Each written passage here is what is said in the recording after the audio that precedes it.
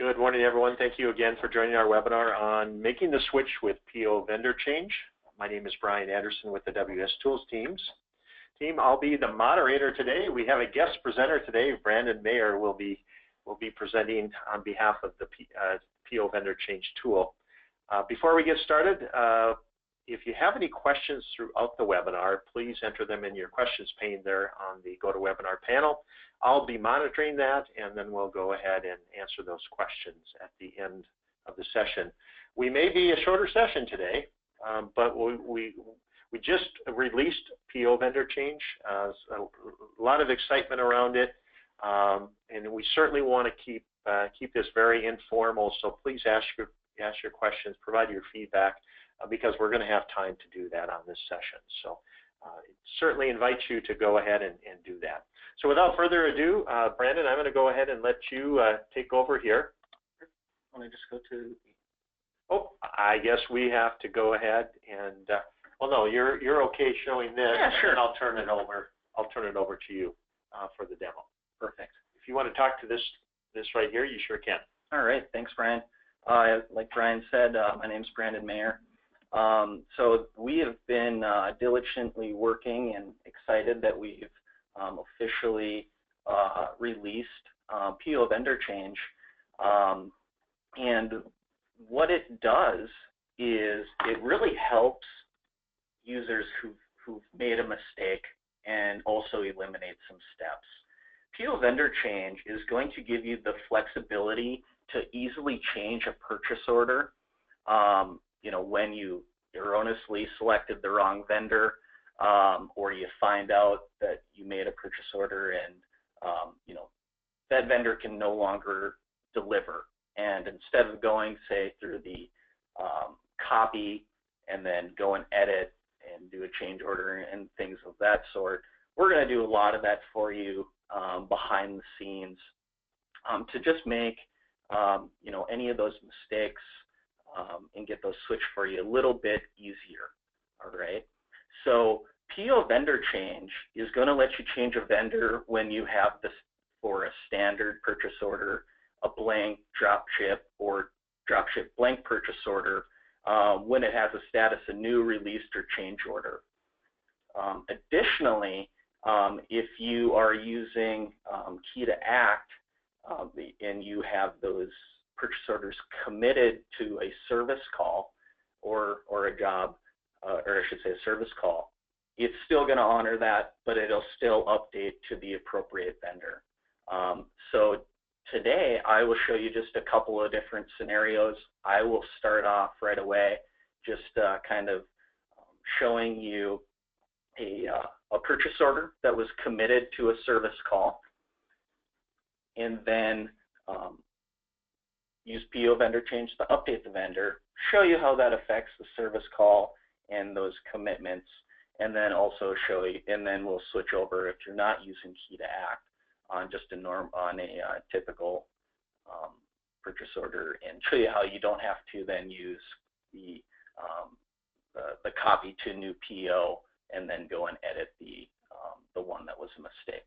All right. Okay, we'll just switching control over to Brandon. All right. Okay. You let me know. All right, we're good. We're good. All right. See your screen. Perfect. All right. So POVendorChange. Let's go ahead, and I am going to first start before we get into the product. I'm just going to bring up to just kind of show you a service call here that has some committed costs to it. So if I just bring up this invoice, I had set this up earlier, and what you're going to see here under the material portion is purchase order 2164. Okay, that was created, and we have these costs, right? So if I just drill into this, you are going to see that it has vendor name ABC Plumbing. Okay, just close this. If I go back, here to the purchase order screen, I'm going to go ahead and bring up that purchase order 2164. Okay, so that is the what you just saw on that service call for ABC Plumbing and all of those line item costs. Well, you learn through something that for multiple reasons why you may need to switch that to a different vendor. So what I'm going to do here is I am going to go back to my additional, and here's where purchase or PO vendor change starts coming into effect.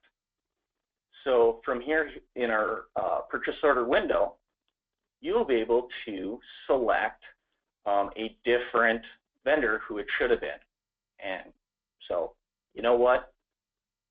We actually need to get these, order these from Yale Equipment. So I'm going to go ahead. I'm going to make the switch. That we'll update it, and right from the get-go, here again, we're on PO 2164. You'll see that it is switched to Yale Equipment. All of the same vendor, or all the same line items are on the purchase order. If Yale Equipment for some reason did not have an item assigned to them, POVendorChange is going to automatically set that up for you and put it in there. Okay, so very easy switch, as you can kind of see here, right? Hey, Brandon, what I like about this tool too is it saved the service call information there, which you would have lost if you would have used the cancel and copy process. Right. That as well for our key the act users. So if I go back here, let me just go back to our service call invoice. You'll see that it's the same one that we just had. Those costs are the same. I drill back into it here, and I'll just go on that same PO 2164. You'll now see that it has Yale Equipment there for you. All right. So that is POVendorChange if you have committed costs to a service call, and it keeps all of those commitments there for you. But obviously the beauty of it is we were able to switch it to a new vendor and eliminate a few steps that you would normally have to put in place to switch that otherwise. I think I'll pause there. Okay. Any questions so far? We'll open it up for questions. Again, please enter them in the questions panel of GoToWebinar.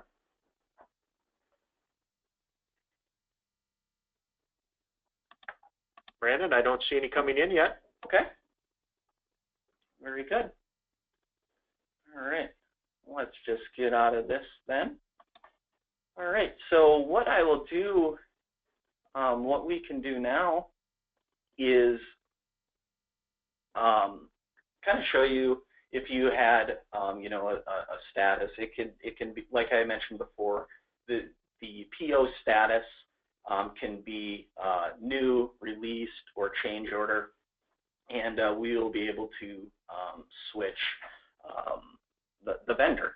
Okay, so let me just pull up a different purchase order. This one happens to be very similar to the last one we saw with ABC Plumbing, and this is exactly where you can certainly see a mistake. As someone, you go in and you've been entering all of these, every line in here, realize that you made a mistake.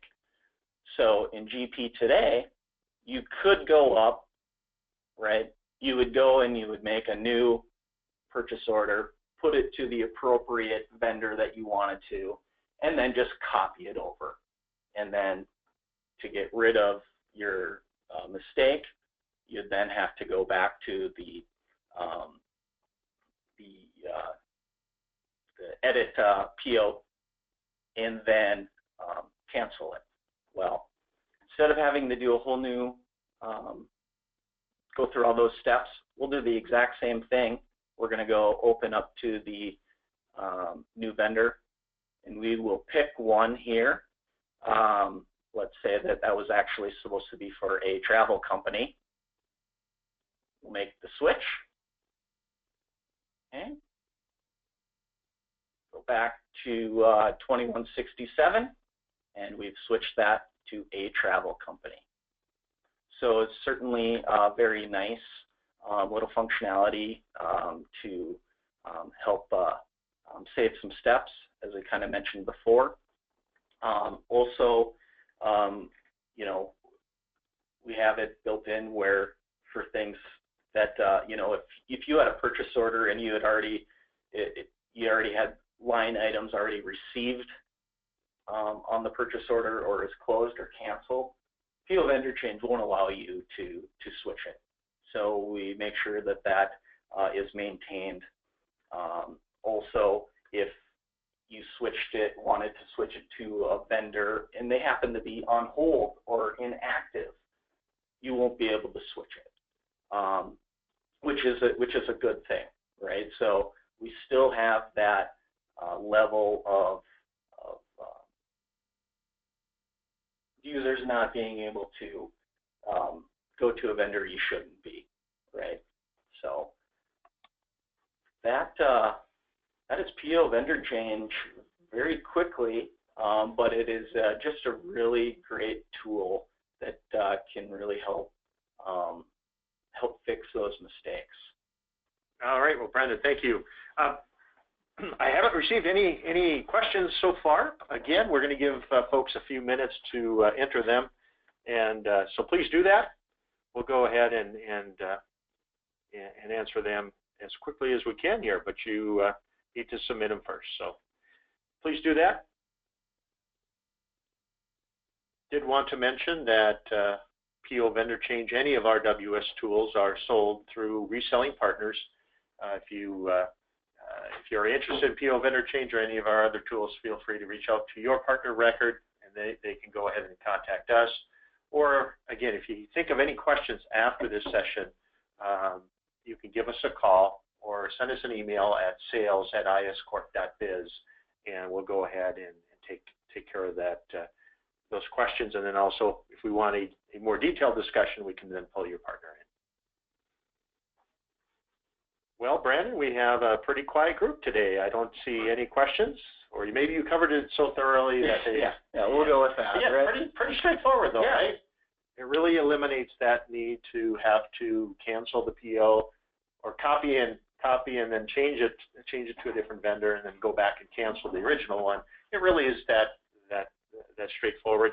And also, when it comes to the key to act side of things, if there's a service call or job number already on that PO, we preserve that rather than having to lose it and re-enter it when you copy and create a new one. So pretty straightforward on the value of that.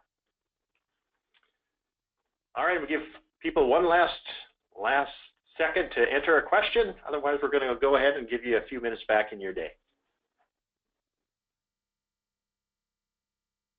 I don't see anything there, Brandon. All right. All right, well, thank you again for joining. Please continue to watch for our invitations for webinars next week.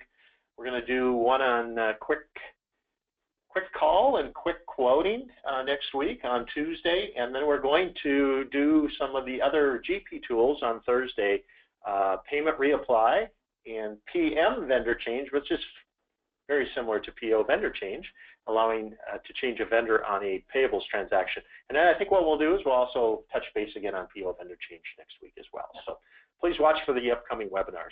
Thank you again for joining. We'll hopefully see you on upcoming ones. Thank you.